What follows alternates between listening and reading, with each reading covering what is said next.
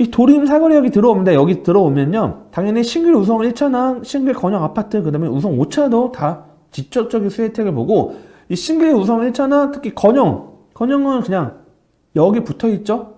그러면 앞으로의 가격 상승폭이 상당히 클 수 있습니다. 그래서 이 일대 도림 사거리역을 중심으로 4가지 개발이 다 잡혀 있습니다. 자, 보면요, 첫 번째 보면 이 도림동 역세권 개발이 이제 잡혀 있고요. 역세권 개발에서 역세권 시프트해서 뭐 용적률에 그런 것도 충분히 받을 수 있는 거와 함께 이 개발 가치 상승이 있고, 그 다음에 장미마을 같은 경우는 이제 신통기획으로 또 지금 뭐 추진하는 단계들이 있고, 이쪽 라인들 같은 경우는 노후도가 상당히 또 심합니다. 왼쪽 도림동이나 장미마을 때 노후도 심하기 때문에 상당히 사업성은 이제 도림 사거리역, 신안산역과 신안산선과 연결된다고 하면 가치 상승 올라갈 수 있고, 그 다음에 싱글 우성 1차 재건축이 있고, 그 다음에 싱글 건영 재건축이 있습니다. 그래서 싱글 우성 1차 재건축 추진하는 이 아파트 같은 시세를 보면요, 자, 86년도에 지어진 아파트입니다. 그래서 재건축, 뭐, 지금 현재 재건축 마크 있죠. 688세대고, 여기도 가격이 올라갔다 떨어졌는데, 지금 현재 실거래가 85제곱이 지금 8억이 9월 달에 이제 나와 있습니다. 그래서 8억대가 나와 있고, 그 다음에 싱글 건영 재건축은 모양새가 이렇게 되어 있습니다. 자, 이렇게 좀 약간 특이하게 되어 있죠. 그래서 이쪽 라인 같은 경우는 뭐 이제 단지들이 어떻게 보면 싱글 우성 재건축 같게 다 같이 묶어서 하면 좀 좋긴 한데, 어쨌든 모양이 이렇게 되어 있습니다. 그래서 이쪽 지역 같은 경우에는 85년도에 지어진 아파트고요. 여기도 재건축 마크 있죠. 386세대입니다. 그래서 최근에 79제곱米 7억 7천만 원이 거래가 됐습니다. 그래서 이제 가격 폭이 보면요, 지금 올라갔다 재건축이라는 기대 심리도 있긴 하지만 도림 사거리역 일대 신안산선 들어온다고 하면 재건축과 맞물린다 하면 충분히 가격 상승폭은 상당히 크지 않을까. 제가 가격을 뭐 얼마까지 올라간다 이렇게 말씀드리기 좀 어렵긴 하지만, 저는 상대적으로 재건축 아파트 치고는 아직은 좀 낮은 금액이 있지 않을까. 왜냐면 지난 시간에 금천구일 때 아파트 단지들 보면요, 뭐 대규모 아파트도 있지만 작은 아파트도 가격 폭이 상당히 높았죠. 그런데 뭐 냉정하게 말씀드리면 뭐 금천구 일대도 좋죠. 많이 좋아지고 있긴 한데, 금천에 있는 뭐 독산동이나 아니면 시흥동 일대 신안산선이 들어오는 인근 지역의 아파트하고 이 도림 사거리역 일대 아파트 향후에 들어온다 하면 뭐 위치적이나 입지적 봤을 땐 저는 오히려 영등포 도림동 일대가 좀 더 입지적으로 좋지 않을까. 충분히 뭐 그러면 가격을 서로 거래 사례 비교법이 있는 것처럼, 자, 거래를 비교해 보면 입지가 더 좋은 지역에 재건축이 앞으로 들어온다 하면 이 금천구 일대 새 아파트의 뭐 비슷한 단지 유형의 아파트 시세보다는 충분히 더 올라갈 수 있지 않을까. 그렇게 따진다 하면 가격 상승폭은 좀 더 있지 않을까 이렇게 말씀드리고 있고요. 그래서 이 아파트 재건축 2개 아파트가 좀 상당히 저는 좀 눈여겨보시면 충분히 뭐 문제가 없다 하면 충분히 10억 이상은 가뿐하게 돌파할 수 있지 않을까. 다만 싱글 루타운 일대에 아까 말씀드렸던 뭐 보라매 에스케이브나 뭐 이쪽 지역들, 뭐 레미안이나 이쪽 아파트 단지의 가격을 넘기는 어렵다. 당연히 뭐 7호선 일대, 루타운 일대, 그 다음에 7호선이라는 맞물려 있는 지역을 뛰어넘지 못하더라도, 그러니까 어떻게 보면 더 좋은 지역의 아파트 값보다는 쉽진 않지만 나보다 좀 더 거리가 먼 같은 신안산선이라고 하면 여의도나 영등포를 중심 봤을 때 좀 더 가까이 있는 지하철역이 좀 더 먼 지역의 아파트, 신규 아파트 가격보다는 충분히 넘을 수 있는 거를 비교해 본다면 좀 눈여겨보시면 좀 도움이 될 것 같고요.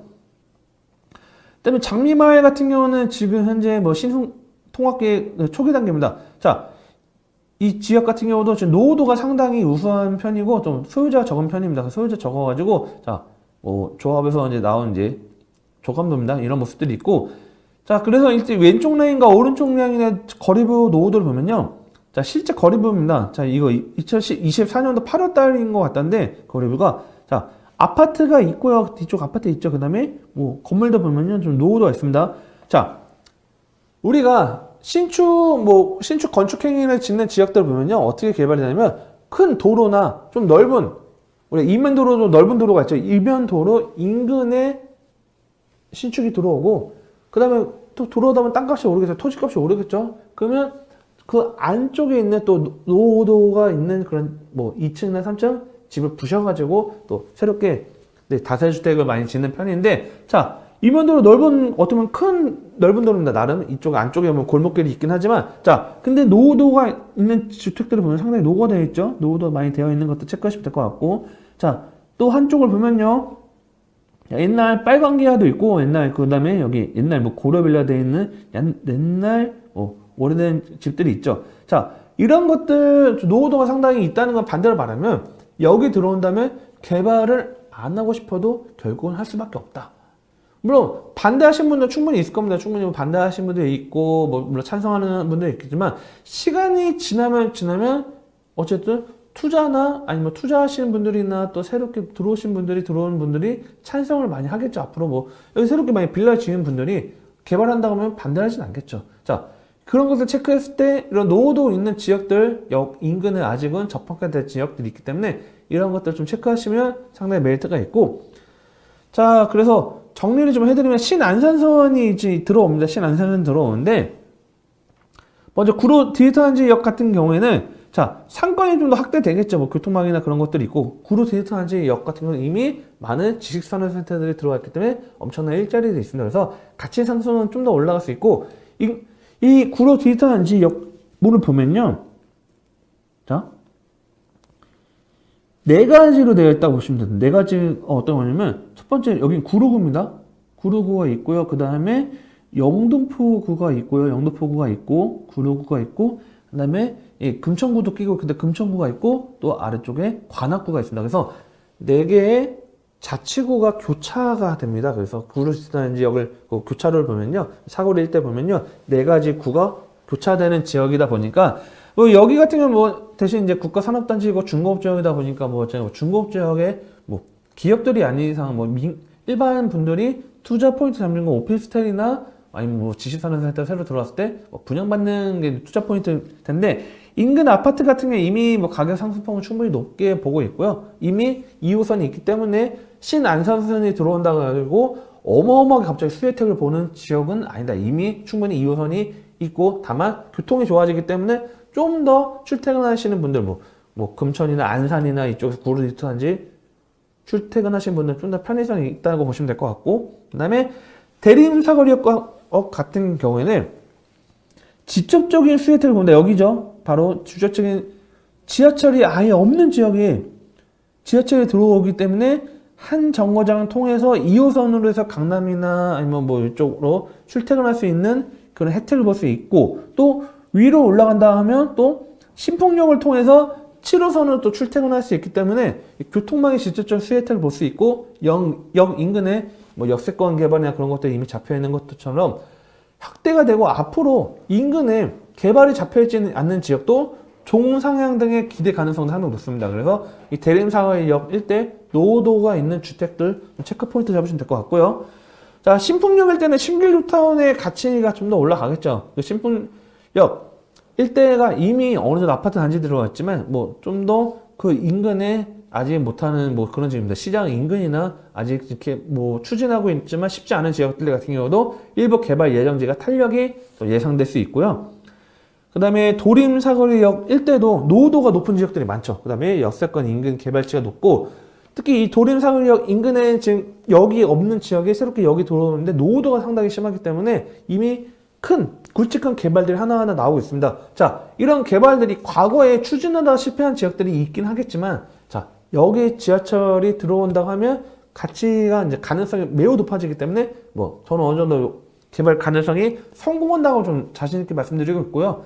인근 지역에 노후도가 있는 지역들 좀 포인트 잡으시면 될 것 같습니다. 근데 투자 포인트 잡으실 때, 여러분들이 뭐 투자 포인트 잡으실 때 이 개발이라는 거는 뭐 가소필지 같은 것도 체크를 하고요. 그 다음에 뭐 도로나 그런 것들, 뭐 폭도 많이 보면 그런 기준들이 있습니다. 근데 이런 기준들이 여러분들이 일반적으로 지역을 잘 하시는 분들이야 뭐 깨고 있으니까 투자 포인트 잡으시면 되는데, 많은 분들이 다른 지역에서 모르는 지역 투자할 때 묻지마 투자하시는 분들 상당히 많습니다. 자, 그런 부분들은 뭐 저희가 될 수도 있고 아니면 뭐 현재 부동산이 될 수도 있고 뭐 다양한 부분이 있지만, 어쨌든 꼼꼼히 하나하나 체크를 포인트 잡고 들어가야 되기 때문에 저희가 뭐 다양한 뭐 추천이나 그런 것들을 해드리기 이전에 여러분들이 1차적으로 어느 정도 지역 공부를 하시고 투자 포인트 잡으신다 하면 좀 성공적인 투자가 가능하지 않을까.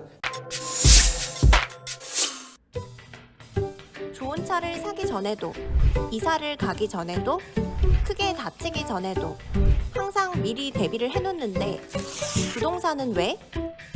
사전 점검 서비스는 부동산 매물을 사거나 짓거나 하기 전에 법률부터 부동산 정보까지 한 번에 미리 대비하는 서비스입니다. 영상에 나오는 연락처로 많은 신청 부탁드립니다. 또 다른 세상을 맞이하라. 낡은 정보를 지워라. 새로운 감각을 익혀라. 변화하는 미래에 맞서라. 편향된 시각을 버리고 얽혀있는 도시 속 독보적인 가치를 쟁취해라. 당신이 만드는 미래의 기회, 도시화 경제.